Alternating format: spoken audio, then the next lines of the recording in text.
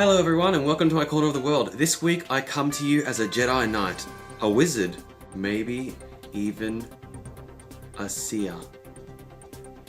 So today I want to talk to you guys about how ridiculously clumsy I am and how clumsiness in general has been a very huge part of my life. From the very beginning, my first steps, I fell over. As a child, probably 2 or 3 years old, I slipped over and fell on my teeth and cracked my two baby front incisors. The age of 14 was a really huge year for me in terms of accidents. I took a golf club to the head and now there's a tuft of hair on the side of my head that you can't really see, but it's somewhere around here. I can feel it. Hang on. But yeah, it's really kind of difficult to see, but hair doesn't grow there anymore because I took a golf club to the head. And this was because my friend Robert decided he wanted to play golf. And my grandfather used to take us out to play golf, so I knew how to hold a golf club properly.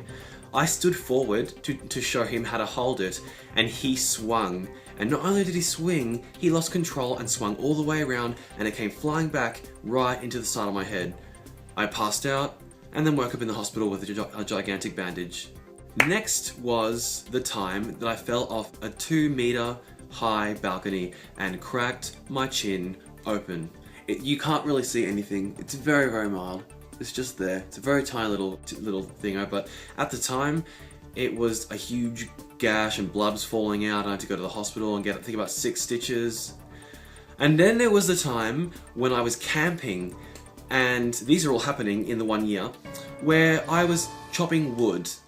And, well, no, I wasn't, really, to be honest. My sister was chopping wood, and I said, oh, I want to give it a go. She goes, do you know how? And I stupidly said, yeah, of course I know how.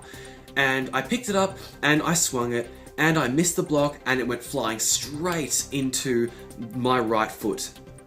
Now, I didn't feel it at all, did not feel it at all. I walked away, and my sister pointed at my foot and said, oh my God, Carlos, you're bleeding.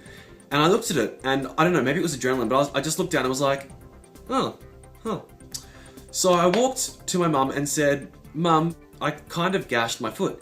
And she took a look, and I didn't look at it because, I don't know, I just kept ignoring it. Some part of my mind was like, oh, it's not really that important, even though it was. And my mother said that you could see right into the bone, and every time I took a step, the very motion of my foot going like that, all of a sudden blood would go psh, and fly out, and that was very disgusting for a lot of people. Thankfully, we had 2 registered nurses on the campground, not because we needed nurses, but just because they were nurses and we knew them. So one of them put together a bandage, and I was raced off to a hospital in Kilcoy that reminded me so much of a country practice. There was a really cute doctor, actually. I remember his name being Alex. I don't remember much else, but he was so nice and so perfect, and 25, and I was 14, and I was just in love. They put 3 anesthetic shots, 1 in my big toe, 1 in my heel, and 1 in my ankle, so that I couldn't feel it at all. And then, when it was all numb, they pulled the skin up, and they shoved a hose in there and hosed it out. It was so weird. It was like when somebody pinches you, I couldn't feel any pain, and then it was right under and in like that, pushing in and just flooding out all over. And it was the weirdest feeling, and I couldn't feel any pain. It was like a dull ache, a very mild toothache or something like that. It was so mild. And then they stitched it up, and that was even weirder because I couldn't feel my foot, and it was just pinching like that, the needle going in and sewing all the way up. And it was about 11 stitches, 10 to 11 stitches. So then they bandaged up my foot, and we were going to go home, but I complained and said, no, I don't want to ruin anyone's holiday. So we went back up, and one of the other registered nurses made a crutch out of a blanket and a broom, and I spent the last day of camp walking around with a broom in very muddy terrain, lots of mud, lots of grass, and just walking between my chair, the campfire, and my tent, and I spent it like that. And then I spent 6 weeks on my ass, and I literally, no joke, was on one computer chair, my foot was elevated on the other, and I literally moved around like that. It was like some sort of makeshift wheelchair, and that's how I moved around for 6 weeks. It actually got to the point where I had to learn how to walk on that foot again, because initially I started walking on the very edge, so that's your foot. I walked on the very, very edge of it, rather than where the arch should be. I walked on the very edge, and I walked weird for a long time, and I didn't go to physio because I didn't think it was necessary, so I just taught myself to walk properly. So further down the track, they told me to massage it after a while so that it wouldn't stick to the bone because it was that far down and it would heal and stick to the bone. I didn't listen because I was 14 years old, and when you're 14, you think you're perfectly invincible, so I didn't listen. And I tried to when it was too late, and it really hurt so bad. And one day at school, a person stood on my foot, and I tried to pull my foot away. And as I pulled my foot away, it tore it. At the time, I didn't know that's what had happened. I just screamed so loudly. It was so painful. I got dizzy and had to sit down. And later on, we found out that the skin was loose, but nothing had torn. It had just like come off the bone. And it was fine, but because I didn't apply anything like bio oil or vitamin E cream or anything like that, I now have a substantial scar on my right foot. I mean, well, it's not substantial. It's shrunk in the past couple of years, but it was pretty long when I was smaller. So now that my foot's bigger, obviously it looks tiny, but it's about 5 centimeters long. Anyway, I won't show you because I don't want to gross you guys out. If you do want to see, let me know, and I'll post a photo on Twitter if you like. I'll leave my Twitter in the description below. And then, when I was 15, a year later, I was on stunt pegs. For those of you who don't know what stunt pegs are, they're like sort of bars that come out of the tires on a push bike or a bicycle that doesn't have gears, right?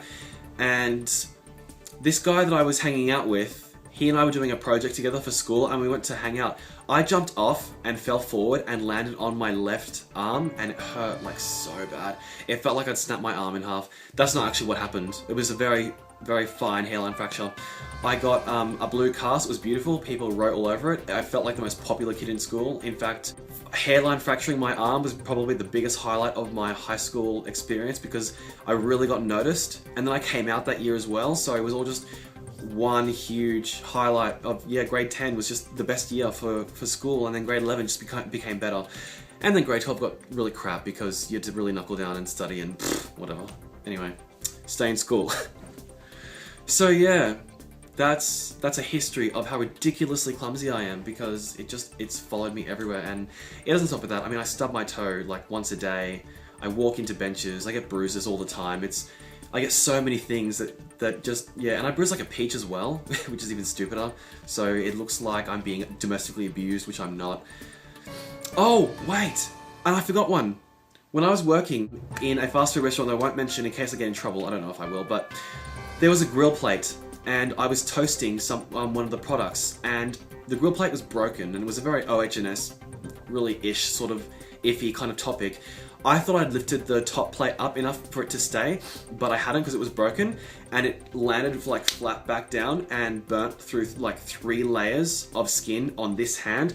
I don't know if you can see it. It's very, very mild, but yeah, it's all along here. Looks like a skin disease or pigment disfigure kind of thing, but yeah, so that was really disgusting. When I got home, my mother grabbed some aloe vera from the garden and put it on, and we bandaged it, and it healed really weird. And you can maybe see right there, that's actually, it's really hard to see, but it's like right above my finger. That's like knuckle, like white knuckle. The skin never like properly healed back.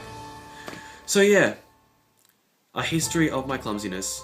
Let me know if you enjoyed this photo. Remember, I like my thumbs pointing up, not down. Don't point them down at me. If you don't like me, just, you know, carry on. Don't be a hater. Please share if you enjoyed, you know, leave a comment. Please tell me about your embarrassing occasions. Let me know about a really intense accident that you had as a child, or just in general as a human being growing up in this really accident-prone world. Anyway guys, ciao for now.